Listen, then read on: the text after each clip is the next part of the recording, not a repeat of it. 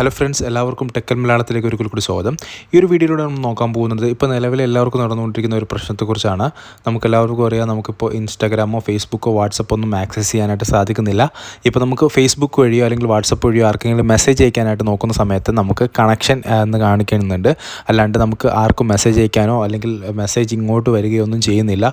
ഇതിന് കാരണം എന്താണെന്ന് വെച്ച് കഴിഞ്ഞാൽ, ഇപ്പോൾ ഒരു സെർവർ മെയിൻ്റനൻസ് നടക്കുകയാണ്. അതുകൊണ്ട് തന്നെയാണ് നമുക്ക് വാട്സപ്പും ഫേസ്ബുക്കും ഇൻസ്റ്റാഗ്രാമൊന്നും യൂസ് ചെയ്യാനായിട്ട് സാധിക്കാത്തത്. പക്ഷേ നമുക്ക് യൂട്യൂബൊക്കെ യൂസ് ചെയ്യാനായിട്ട് സാധിക്കുന്നുണ്ട്. യൂട്യൂബൊക്കെ നമുക്ക് വീഡിയോസൊക്കെ കാര്യങ്ങളൊക്കെ കാണാനായിട്ട് സാധിക്കുന്നുണ്ട്. പക്ഷേ ഈ ഒരു വാട്സപ്പിൻ്റെ ഭാഗത്തു നിന്ന് ഒഫീഷ്യലായിട്ട് വന്നിട്ടുള്ള ഒരു മെസ്സേജ് എന്താണെന്ന് വെച്ച് കഴിഞ്ഞാൽ, അവരുടെ ഒരു പ്രോബ്ലമാണ്, അവരുടെ സെർവർ മെയിൻ്റനൻസ് ആണ്.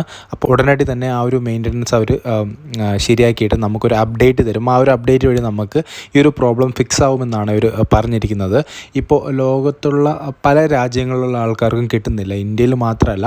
ഞാനിപ്പോൾ യിൽ നിന്നാണ് ഈ ഒരു വീഡിയോ ചെയ്യുന്നത്. അപ്പോൾ ഈ ഒരു യിലും എനിക്ക് ഈ ഒരു വാട്സപ്പ് ഇപ്പോൾ ഉപയോഗിക്കാനായിട്ട് സാധിക്കുന്നില്ല. പല ആൾക്കാരും ഇപ്പോൾ പാനിക്കാണ്. കാരണം ഫോണിൻ്റെയോ അല്ലെങ്കിൽ ഇൻ്റർനെറ്റിൻ്റെയോ പ്രോബ്ലം ആണെന്ന് വെച്ചിട്ട് ഒരുപാട് ആൾക്കാർ ഇപ്പോൾ പേടിക്കുന്നുണ്ട്. അതുകൊണ്ട് അതിൻ്റെ ആവശ്യമില്ല. കാരണം ഇപ്പോൾ പല രാജ്യങ്ങളിലും, ലോകത്തെ പല രാജ്യങ്ങളിലും ഈ ഒരു വാട്സപ്പ് ഇപ്പോൾ ലഭിക്കുന്നില്ല. ഞാനിപ്പോൾ യിൽ നിന്നാണ് വീഡിയോ ചെയ്യുന്നത്. ഇവിടെയും എനിക്ക് വാട്സപ്പ് യൂസ് ചെയ്യാനായിട്ട് സാധിക്കുന്നില്ല.